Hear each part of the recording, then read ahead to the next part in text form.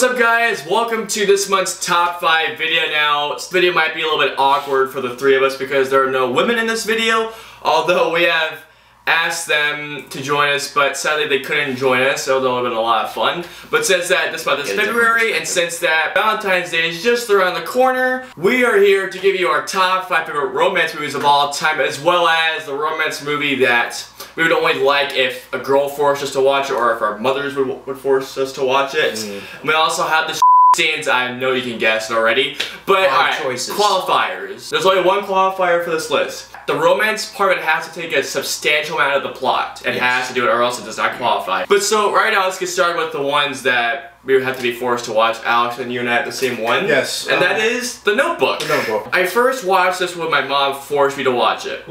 Now, I only liked it because she was there. And when I watched it by myself, I was thinking like, why am I watching this? Give me I like this movie. Give me your man card.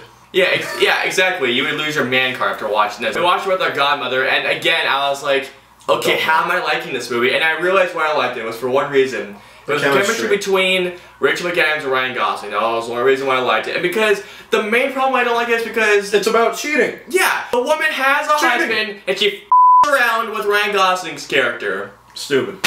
Romance does not happen like it does in the movies, women. I don't know how many times I can tell you that. I guess the rumor is that women love beards, because maybe that's the thing. No, they love stubble. If I could, I would give this movie, if I was watching it with a woman, it would be 3 to 3.5, but if I was watching it by myself, it'd be a 1.5. This is Austin's point of view, people.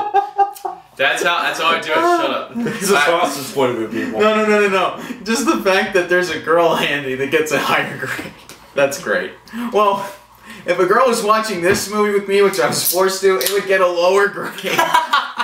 But that is High School Musical from 5 minutes in. Okay, they're in a lounge somewhere in Alaska.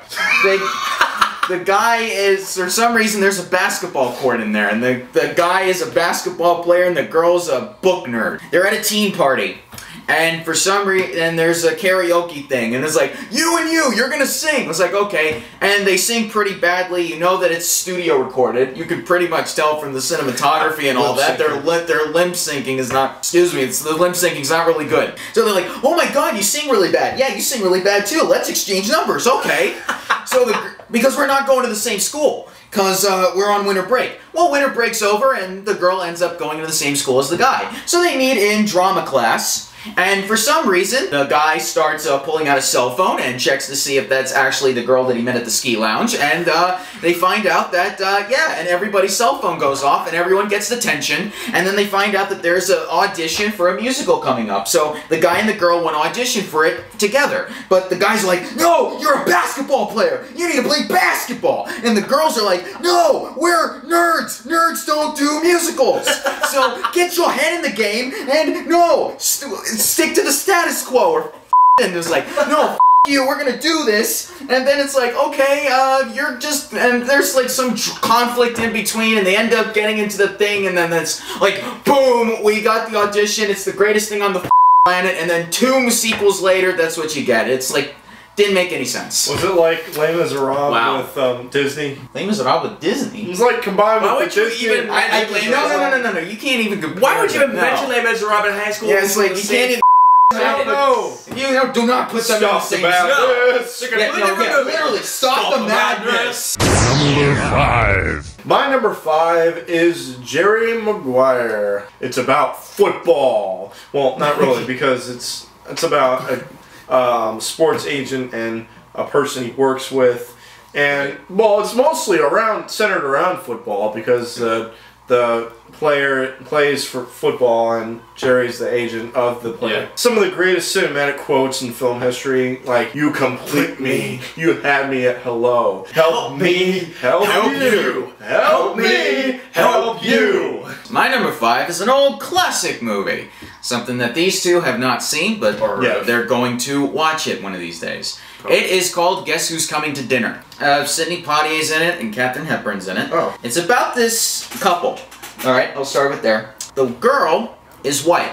Okay. The guy is black. Right. This was during the 60s. As you can see back there. Yes. This was like the whole civil rights thing, and this was afterwards. and racism was still going constant. Interracial marriage was still pretty taboo back in those days. Yeah. The white parents meet the black guy, Right. who is a doctor, who is also going to Africa to heal sick children, which is kind of opens up to him, and there's a lot of conflict and a lot of drama in this one, especially when the black parents meet the white girl. They're even more racist than the white parents. I remember it's like, oh, we met 3 days and we fell in love, and it's like actual love. It's like oh, it's a fling thing. I mean, they're really in love, but everything else is separate.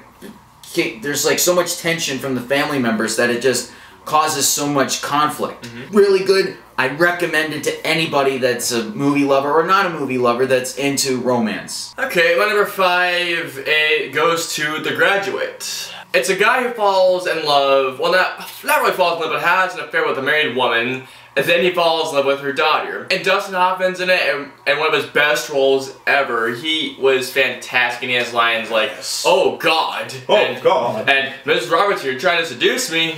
And the face, he's like banging on the church doors. Yeah, they're like, ah! The final ending scene is one of my favorite scenes in a romance movie because it's one of those things where it's like, did I just make the right decision to go with the person I love, or is this just a thing so I could be happy for this momentary time? But yeah, The Graduate, my number 5. I absolutely love that movie. Check it out. I watched it in my film history class about a few weeks ago. Check it out if you haven't seen it. It's a great movie. Number 4. My number 4 might be a little bit of a shocker. You can already take my man card away, but my number 4 is 13 going on 30. What?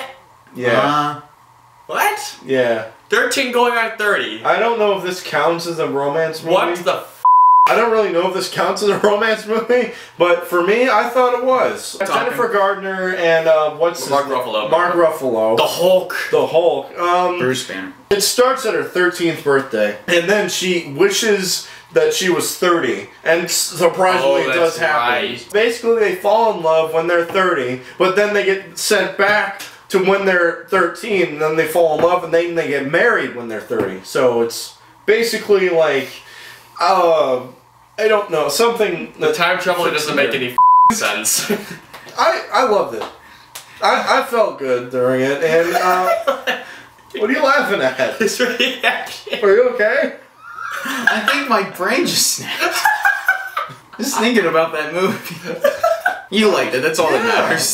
That's my number 4. I mean, I thought it was a great romance. It just proves to show you that maybe your first love can remain your first love. Maybe. Okay, my number 4 is not that movie. I don't know why. But it is an animated feature. Oh, really? Yes, it's a Disney movie. Ah. It came out in the 90s. I think you should know this by now. Of course. It's Beauty and the Beast. I was like, That's the only animated movie to... A French village girl decides, okay, I want more out of this life. And then the father's like this inventor, and he goes to this giant castle because he thinks he's going to a fair or something like that. This beast-like creature's like, I'm gonna keep you as my prisoner. And then there's this very chiseled, muscular guy, which I didn't even know you could be that chiseled back then. Because he's so strong, because all the ladies love him, he thinks, I can get Belle, the supposed virgin of this village. I'm gonna have her be my wife. But she says no, and then she runs away, and then she finds out to find her father, and finds out her father's being held prisoner by this beast, so she says, okay, take me instead, and you can let my father go. So he's like, oh, perfect, now I can make this girl fall in love with me. And thankfully, he doesn't turn into Tommy Wiseau. They kiss, and then all of a sudden, the castle and everything's back to normal, and then, and then the movie ends there, but little did we know that 10 years later they would get a divorce. But it was really good, and it's like one of the only, it was like out of Fantasia, Toy Story, and Pinocchio, and Snow White, that's like the only 5 good Disney movies. Alright, well Joe, you and I agree on number 4 because mine is also the Beauty and the Beast. Joe pretty much explained 90% of that's all you need. It just demonstrates... It's like, it doesn't matter how good looking you are. Exactly, it doesn't matter how good looking you are, you're still a jerk. But somehow you may change your ways, and you may get the girl that you love if you just work hard enough to somewhat improve yourself. Stop being a Exactly. If you thought that 13 going on 30 was on my list, you're about to be surprised yet again. My number 3 is an Adam Sandler movie. Okay. 50 First Dates? How did you know? How did you know? I guessed. It is 50 First Dates with Drew Barrymore.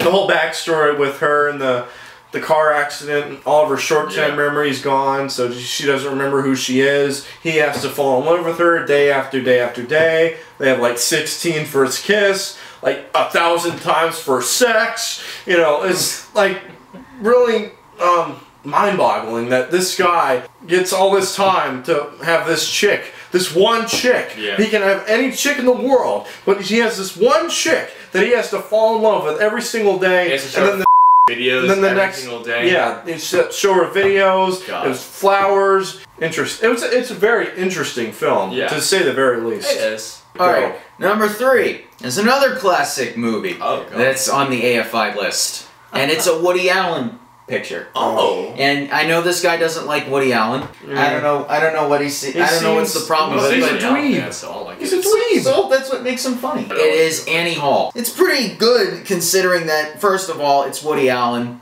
He's very comedic. He's like one of the best screenwriters I've ever known. He did win an Academy Award for Midnight in Paris. Yes, which he didn't show up for. Not only does he direct it and wrote it, he actually started it. It's just like that whole classic New York style that Woody Allen's known for. It's kind of like it's like Woody Allen but times 10. Go Canucks! Falls in love with this girl, Annie. Annie puts up with all the weird stuff that he goes through. She gets sent to LA for this because she wants to be a singer slash actress.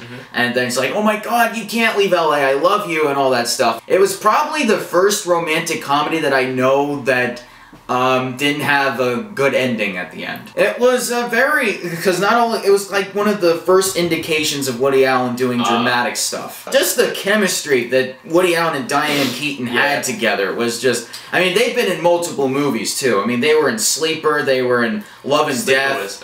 Hollywood Ending. Like Love and Death. I mean, they worked together on many, because Woody Allen always used Diane Keaton back in his early days. Yeah, so if you haven't seen it, again, it's another classic, and it's probably, today's generation probably doesn't know what this movie is, but if you happen to, if it's on Netflix, watch it. My number 3, you guys might be surprised on this. Mine is Titanic. Oh, not surprising. Oh, I was interested in the Titanic sinking, and I read there was a movie on it by James Cameron, you know, Terminator. It does showcase what women would love to see a young Leonardo DiCaprio, I guess, woman would have frickin' freakouts over. Who would later become J. Edgar Hoover. I love how the movie does integrate the romantic subplot with the crashing of the Titanic, and it does it really well, actually. I kind of love it how, like, they stayed together even through the ship sinking, because they could have just, like, separated ways right when the ship was sinking, but they didn't, and I kind of love that, and James Cameron is one of my favorite filmmakers. Titanic, I absolutely did love it, but if you guys think this was surprising, wait till you hear my top 2. Number 2! What do you got? My number 2, this is one of my mom's favorites. My number 2 is Meet Joe Black. It's with Brad Pitt and Anthony Hopkins. And there's another chick who's really hot. Yeah, this one chick. He plays the devil. No, Death. He plays Death. He gets hit by a car, the father of the girl, and he gets brought back as Death, and then he falls in love with her. He goes away, he comes back reincarnated as the guy they met at the diner, and the rest is history, I guess. It's a really... Hits the heartstrings? Yeah, pretty much. Pulls the heartstrings. Yeah. It pulls the heartstrings, yeah. Yeah, pulls the heartstrings. Alright, my number 2. Fasten your seatbelts, ladies and gentlemen. We're going into the machine, and we are going back in time. 1985? No! 1955? No! 1920? 1885? No, yes! 1920s to be more specific. Back in the days when there were silent films and everything was in black and white, and there was a man, a great director by the name of Charlie Chaplin. Not only is a romance film, but in films in general, and that is City Lights. The man, Charlie Chaplin, plays a tramp. He ends up falling in love with this poor blind woman. So he tries to find ways to make enough money to save her eyesight. He gets multiple jobs. He gets fired from those jobs. He meets a drunken millionaire who ends up giving him money. He does a boxing tournament and then comically loses, and it just gets out of control, hilarious-wise. And the ending to this movie is just out of this world. It's something I'm not going to spoil, because if I do, then it just takes away the whole thing. Right. Even though that's kind of hypocritical for when I did it with Annie Hall and Beauty and the Beast. But this is a really, really special movie. One of the best comedies, and it's also one of the best romances. Definitely check it out. I don't know if it's on Netflix, but if you can find a way to see this, definitely do. Because it's one of Charlie Chaplin's finest works. And if you're into film, you need to know who Charlie Chaplin is. If you're not into film, you still gotta know who Charlie Chaplin is, because he is a genius. Genius. Okay, my number 2. This is a movie you probably guys haven't heard of. It's from the guy who is coming out with a movie called Place Beyond the Pines this year. And the movie is called Blue Valentine. Never heard. It's with Ryan Gosling, yes, and Michelle Williams. Basically, what the movie is, it's a movie about a couple, but it parallels between two parts of their lives. One it parallels between for when they're older, they have a kid, and basically it parallels from that into when they were happy and started to get everything. So it parallels between from when they were happy and getting married to when they're getting a divorce. From what I've heard, it was all improvised. All the acting was improvised. Literally, they lived together to shoot the entire thing. They actually lived on a budget. And the director even told Ryan Gosling at one point to have sex with the main actress to make it more authentic. For me, when I first watched it, watching when they were paralleling between when they were happy, it's all heartwarming. You get the sense of hope. You get really happy. But then when you see the divorce, they really look like they're literally getting a divorce, and it's literally one of the hardest things I've had to watch. It's one of those romances that has a sad ending to it. Doesn't have a happy ending to it, which is what I loved about this the most. And like Romeo and Juliet. Yeah, and the chemistry between Ryan Gosling and Michelle Williams, they have excellent chemistry together. Like when I was watching them, I actually thought that they were a real life couple. And it's really well done, and I cannot wait for the director's next effort. It's definitely one of those movies that it's unexpected, has a really sad ending to it. It's one I really almost kind of teared at. Blue Valentine, it's an independent movie. If you haven't checked it out, it's on Netflix. I really recommend if you're a romantic person or just love movies in general, I highly recommend you guys watch it because it is just a phenomenal movie. I absolutely loved it. It's number 1. My number 1. This might be a little bit of a surprise. Not really, because it has one of cinema's all-time greatest actors, Jack Nicholson. Oh. It has greatest actress is also Diane Keaton. Yes. So you pretty much put 2 and 2 together. You got Something's Got to Give. Yes. You ever seen that movie? Yes. We saw it with Mom. Truly the best romance movie You've ever seen. I've ever seen in my entire life, because no matter how old you get or how young you get, you still can find your true love. He goes on to have a relationship with Diane Keaton, the girl's mother he's dating, which is truly unbelievable because, like I said before, you're never too old to find your love. Sure. Yes. True. Person. My number 1, we need to strap in those seatbelts again because we're going back in time. Holy sh**.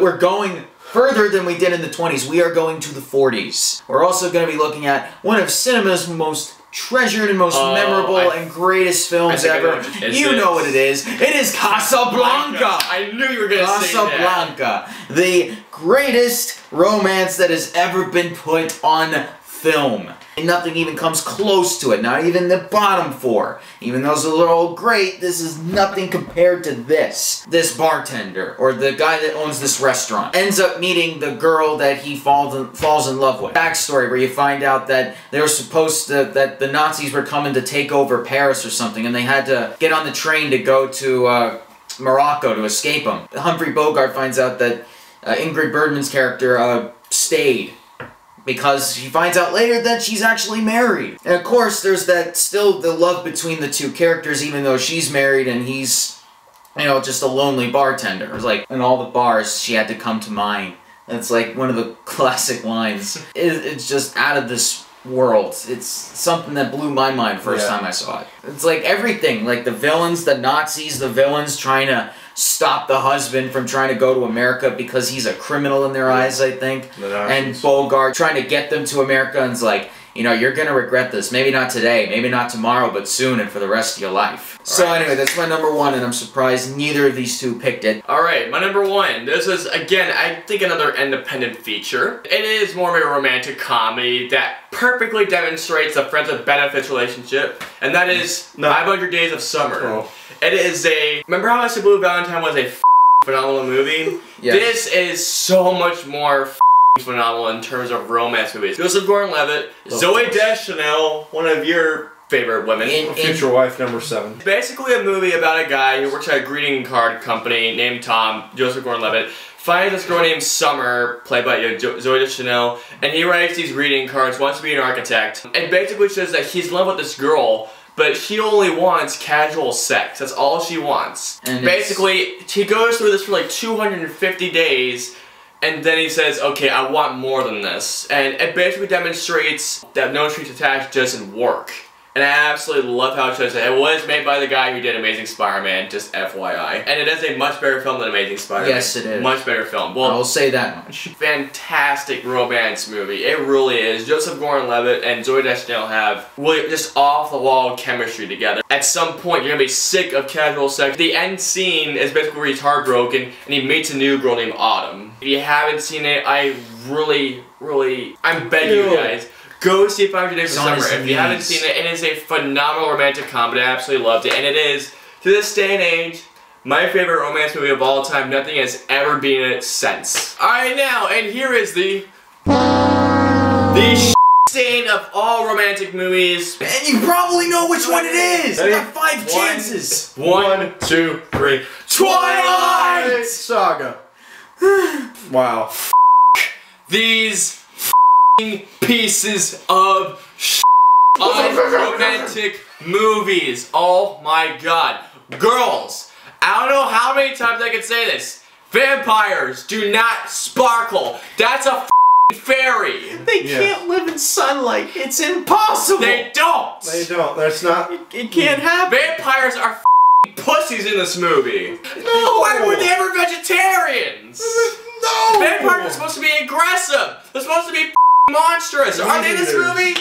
No, they are not. No emotion. I can't. And here's the thing. Sure. She has no emotions throughout the entire time. Even when she says she's excited as a vampire, she still sounds boring as the entire time. If you ever saw Breaking Down Part 2. I can't imagine the sex scenes in that movie. Oh. And by the way, when was ever telekinetic? God, Bella, you're the biggest bitch I have ever seen. I will off cliffs just to be with you. I will literally jump off a cliff and kill myself. I don't know. I just want you to make me a vampire. I don't just know what emotion I'm. I don't know what emotion I'm do gonna it be now. tonight. Just make me a vampire. Can't you? Come on, make other choices. You're still in school. It's like the first love is not gonna do anything. That's like, not. Come on. What are you doing? I've never been more alive than I have right now in my life. Yeah, you still sound boring as Bella. And all the guys shifting uncomfortably in their seats while their dates are enjoying it, and then you realize that you gotta sit through this movie, otherwise you're not gonna get anything special afterwards. Nope. And then the guys are just like laughing whenever there's bad shit happening. But you can't laugh. Because if you do, then she's gonna be mad, and then you're not gonna be able to enjoy yourself afterward. You, Twilight, you suck! The Room was more romantic. Yes. Birdemic was more romantic. Oh, that was. Manos, The Hands of Fate, was more romantic Yes. than that. Jack the Giant Killer. Jack the Giant Slayer was more romantic. Reefer Madness. And then, of course... Planet 9 from Outer Space. Yes. Twilight, you are the of all romance movies. Congratulations. You suck. Alright, so those are our top 5 romance movies, the guilty pleasures, I guess you could say, and for most forced us to watch it, and the scenes. Thank you for joining us yet again. APizzle90, Mariofire, Phoenix Slade, and from all of us here, have a happy Valentine's Day. We will see you guys next time. Whenever that is. Subscribe. Seriously, do it. Do it. Do it.